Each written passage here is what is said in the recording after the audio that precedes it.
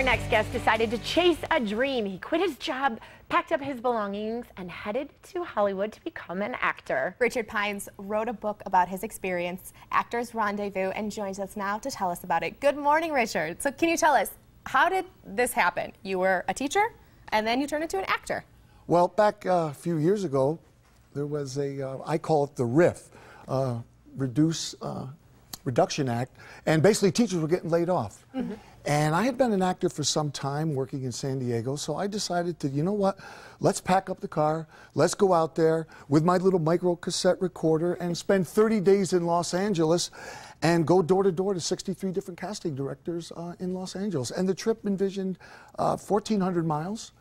Within 30 days, within Los Angeles County. So I was a teacher that was almost laid off, but I had been an actor for a while, and I really wanted to do it from the outside looking in, because so many people say, oh, you really got to live out there to work, and that's not my case. I've got some work while living in Tucson. Mm-hmm. It's good. But you know, what you've just described is what many of us want to do, but we can't pull the trigger on doing. You know, actually packing up, going to LA, taking that chance essentially on yourself.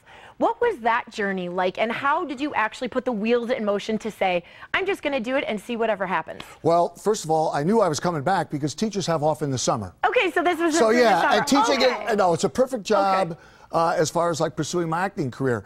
But it started earlier in the year in January. I went out, I looked at some different housing, I secured a deal in the Silver Lake area. So I had my little cottage set up. I was out there, I mailed out 148 headshots and resumes to casting directors. So I was doing a few things in the beginning of the year to set this all off in motion. But, and the book will point out that every day there are people that arrive in Hollywood, basically, I'm here to make it. Right. I gave it that 100%, as I would say, plan of attack. But like I said, at the end of the summer, I kind of knew I was going to be coming back, and it was a great journey. I mean, going into casting directors' offices, Ronnie Yeskel, and she was responsible for casting Quentin Tarantino's early films, Pulp Fiction and Reservoir Dogs. Fern Champion, who basically discovered Cameron Diaz, and she did The Mask with Jim Carrey. Just going into these offices, they were outstanding. And the resistance that you'll get, the security guards, what people are going to say to you, because basically you're just showing up, dropping off a headshot and resume. Right. And basically saying, okay, I'm here, but, you know, it's like Powerball. You know, you got to be in the game. You got to buy a ticket to be in the game. Exactly. So exactly. Fantastic. And were you part of the Actors Guild at all? Yes, the Screen Actors Guild member. I'm a SAG member.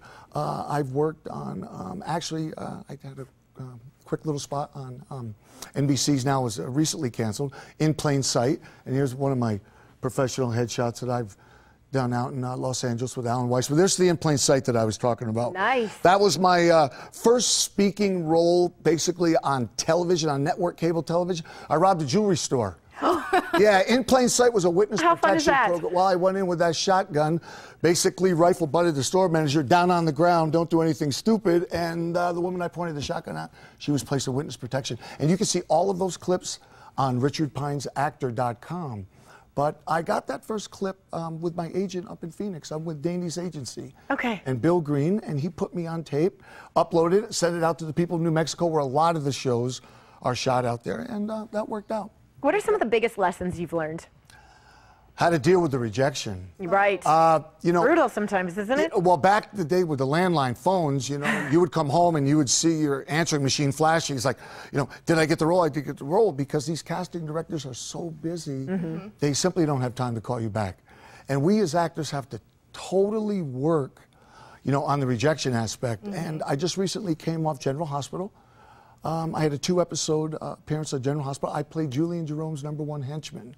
And after a breach conversation on the docks, had a shootout with the police and things of that nature. But I took Mark Teschner's workshop out in California. He's the casting director for General Hospital. And I had a conversation with him basically after I did the workshop on how to deal with this rejection. And I said to myself, well, if they don't cast you, you know, it's really not my problem. Right. It's you've got to look, okay, they missed out on a good actor and things of that nature. So little things like that I keep reminding myself, you know. And what can viewers or readers, actually, for that matter, what can they experience in this book?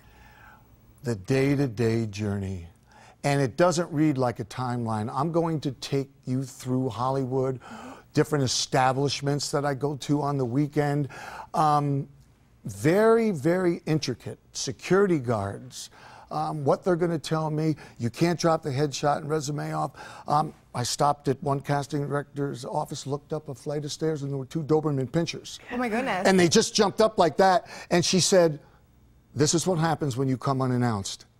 Oh. And there's a lot of signs that if you do not have an appointment, place your resume and headshot in the basket. Mm-hmm. Do not knock on the door. So it's kind of a journey where I had a couple people read it and say, hey, I couldn't put it down. I said, really?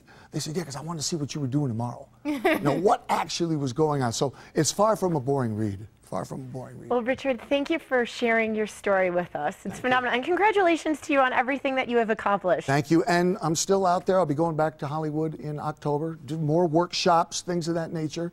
So I'm always at it. And maybe one day I'll get that break and just kind of push myself and move out there. And then we can say we knew you when. Richard, thank you so much. Thank you. Thank you. You can purchase Richard's book, Actors Rendezvous, online by visiting his website, richardpinesactor.com. That's richardpinesactor.com.